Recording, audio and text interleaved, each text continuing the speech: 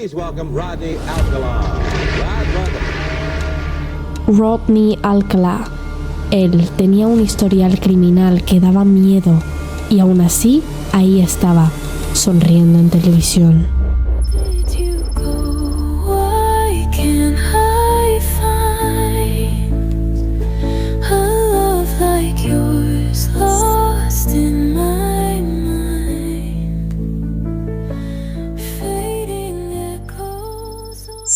The Dating Game era uno de los programas más populares de la televisión americana en los años 60 y 70. Una chica se sentaba de un lado de una cortina y del otro lado habían 3 hombres.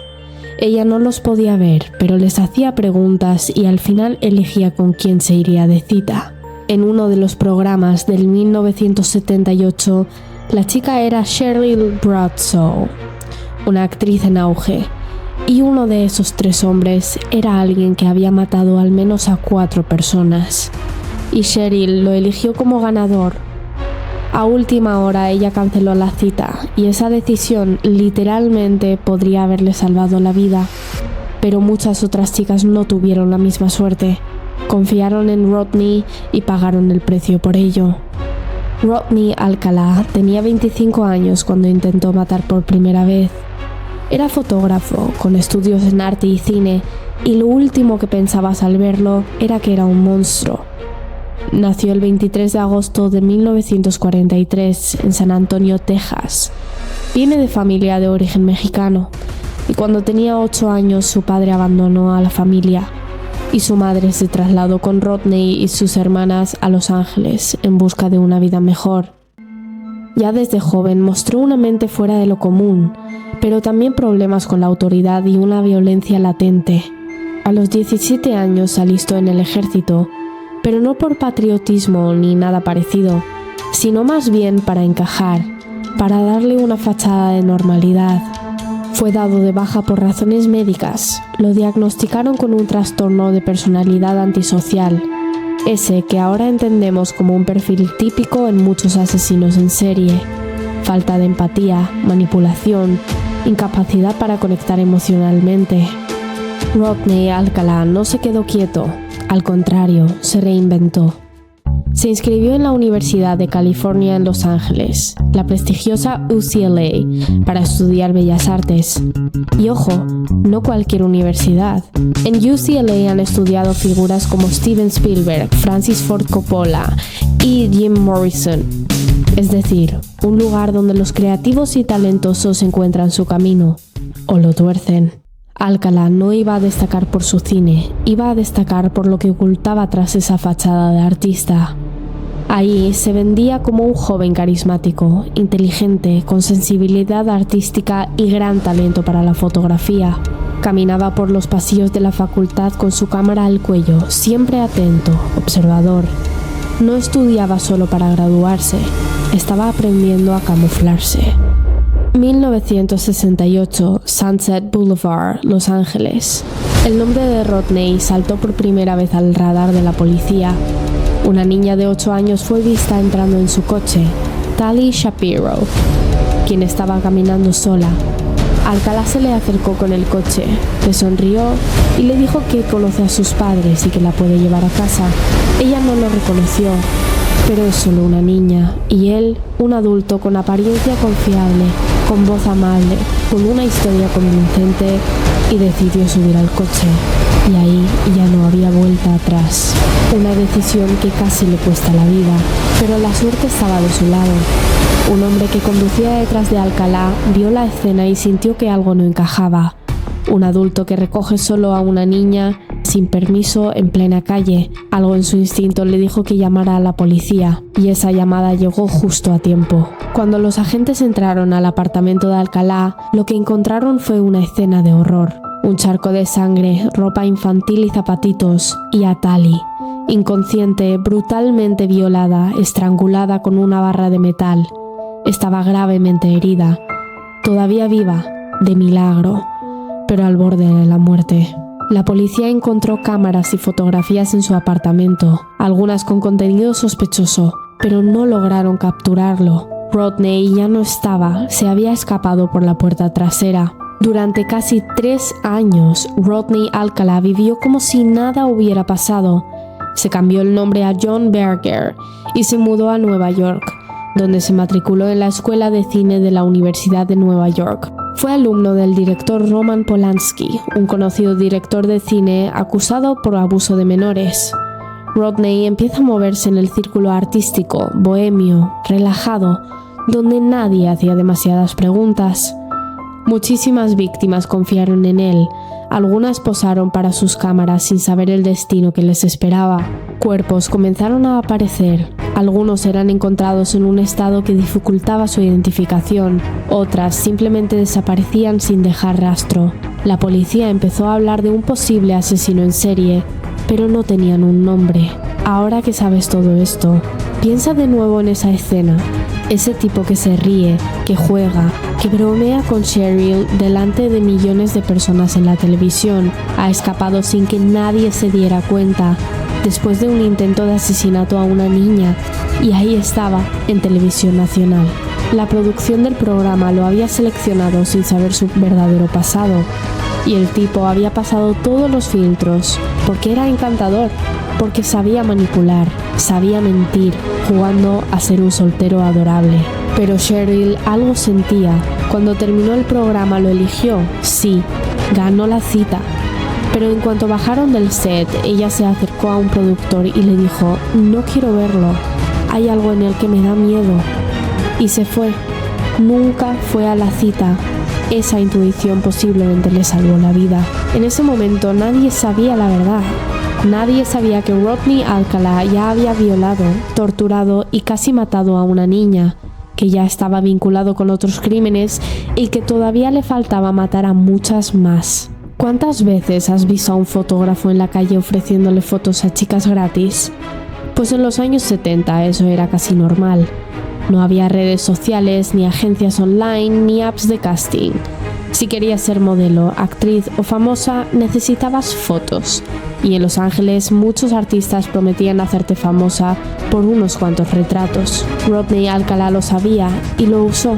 Lo más perturbador no es solo lo que hacía con las fotos, sino cómo usaba la cámara para cazar. Rodney merodeaba parques, bares, estaciones de tren. Se acercaba a mujeres jóvenes y muchas veces a adolescentes, con la misma táctica: una sonrisa, cumplidos y una propuesta de fotos para su portafolio. Muchas decían que sí. Era 1971, no había redes sociales, no había Google. Si alguien parecía simpático, te lo creías. Y Rodney parecía todo menos un asesino. Llevaba siempre consigo su cámara, una Nikon. Les sacaba fotos mientras les hacía daño, las obligaba a posar, a sonreír, a quitarse la ropa, y todo eso lo documentaba. A diferencia de otros asesinos en serie, Rodney aprendía de sus errores. Después de su primer ataque a Tali Shapiro, empezó a cambiar su modo de actuar. Ya no golpeaba tanto, usaba drogas para adormecer, se volvía más cuidadoso, estudiaba a sus víctimas, jóvenes, bonitas y con aspiraciones de fama. Y algo que se volvió su firma: el ataque de confianza. En vez de forzar, seducía. Jugaba con su imagen de artista, de intelectual, de hombre interesante. En 1971, Rodney obtuvo un trabajo de asesoramiento en un campamento de artes para niños de Nuevo Hampshire, utilizando un alias ligeramente diferente: John Berger. En junio de ese mismo año, Cornelia Michelle Cridley, una joven de 23 años de edad, azafata de vuelo, fue encontrada violada y estrangulada en su apartamento de Manhattan. Su asesinato se quedaría sin resolver los siguientes 40 años. Solo mucho después, con pruebas de ADN, se confirmó: fue Rodney Alcala. Más tarde, ese verano, 2 niños que asistieron al campamento de artes se percataron de que en la oficina de correos había un cartel del FBI en el que aparecía Alcala. Lo reconocieron y se lo notificaron a los directores del campamento. En consecuencia, Alcala fue arrestado y extraditado a California para ser juzgado por el intento de secuestro de la niña de 8 años, Tali Shapiro. La víctima y su familia se mudaron a México y no quisieron presentarse a declarar. No hay información clara sobre por qué, pero sin ese testimonio clave, la acusación se debilitó. Alcala fue condenado, sí, pero solo a 34 meses de prisión, menos de 3 años por intentar secuestrar, torturar y casi matar a una niña. La sentencia fue mínima, la excusa oficial, falta de pruebas suficientes y un sistema judicial que no supo o no quiso ir a fondo.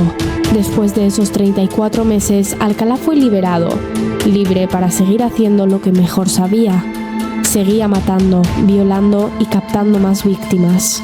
Poco después de salir, Alcalá volvió a ser arrestado, esta vez por violar su libertad condicional. A pesar del incidente, fue liberado nuevamente en menos de 3 años. Rodney Alcalá estaba fuera otra vez y ahora se movía entre California y Nueva York con frecuencia. En 1977 engañó a Monique Hoyt, de 15 años, para que posara como un modelo. La llevó a un sitio apartado, la dejó inconsciente y cometió actos por los cuales sería juzgado más adelante. Monique sobrevivió y Alcalá fue arrestado por este acto, pero fue liberado una vez más por falta de pruebas sólidas en ese momento. Rodney Alcalá, aún con todo este historial criminal, consiguió presentarse en el programa de televisión un año después de su último arresto. Un delincuente sexual registrado y un tipo que ya había matado al menos a 4 mujeres se subió a un escenario de televisión nacional, no para confesar, sino para participar en un programa de citas. Poco tiempo después de esa emisión, Rodney Alcalá asesinó a Robin Samsoe, una niña de 12 años que desaparece camino a su clase de ballet. 5 días después encontraron sus restos en las montañas de Los Ángeles, en un área remota del Bosque Nacional. Lo que hallaron fue tan brutal, tan descompuesto, que tuvieron que identificarla por registros dentales. Una amiga de Robin, que estuvo con ella poco antes de desaparecer, dijo algo clave. Habían hablado con un hombre extraño, un tipo que se les acercó diciendo que era fotógrafo. Les pidió que posaran para él, las observaba, les sonreía e insistía mucho. Y en cuanto escucharon eso, la policía pidió un retrato hablado. Lo distribuyeron entre agentes, residentes y bases de datos. El rostro que apareció era demasiado familiar para algunos. Ese hombre era Rodney Alcalá. Durante el allanamiento a su casa encontraron más de 1000 fotos de mujeres y niñas, muchas nunca identificadas, algunas desaparecidas, unas muertas.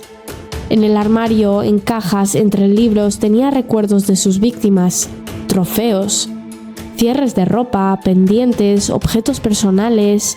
Era su museo personal del horror. El juicio fue largo y doloroso. La defensa intentó pintarlo como un artista incomprendido. Él mismo se defendió. En el tribunal hablaba como si fuera otro caso, como si no tuviera nada que ver con ello, pero la evidencia era brutal. En 2010, casi 30 años después, fue condenado por el asesinato de 5 mujeres. Jill Barcombe, de 18 años, Georgia Wickstead, de 27 años, Charlotta Lamb, 31 años, Jill Parenteau, 21 años, y Robin Samsoe, de 12 años. El patrón era claro, las edades variaban, pero el método era siempre el mismo: manipulación, tortura, fotografía y muerte. Durante el juicio, los fiscales dijeron que era uno de los asesinos más inteligentes, manipuladores y peligrosos que habían conocido. Los jurados dijeron que su comportamiento era escalofriante. En algunos momentos usaba diferentes voces para asimilar ser el abogado y el acusado. Se hablaba a sí mismo, literalmente. Rodney Alcalá pasó sus últimos años en el corredor de la muerte en California. Nunca mostró remordimiento. Murió de causas naturales el 24 de julio del 2021, a los 77 años. Se sospecha que mató a más de 130 personas y solo fue condenado por 5 asesinatos. Las autoridades todavía intentan identificar a las personas en sus fotos. Gracias por ver este vídeo. Si te ha gustado, no olvides dejar un like y suscribirte al canal para más historias de crímenes reales. Nos vemos en el próximo caso.